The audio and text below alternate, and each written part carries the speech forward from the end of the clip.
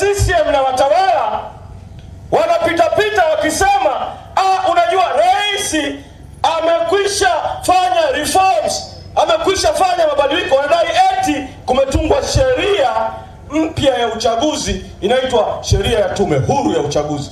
Alafu wanasema kumeundwa sheria mpya ya kura za udiwani, ubunge na urais ya mwaka 2024. Kwa wanasema sasa mama ameshafanya reforms. Na ukiwauliza wanakujibu vitu viwili.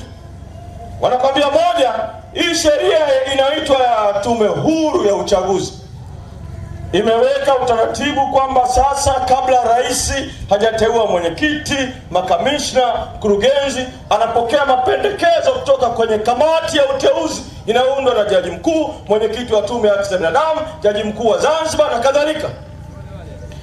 Wakija na maneno hayo, waambieni, waseme ukweli kwamba ndani ya hiyo sheria inayoitwa ya tume huru ya uchaguzi kumewekwa kifungu cha sheria.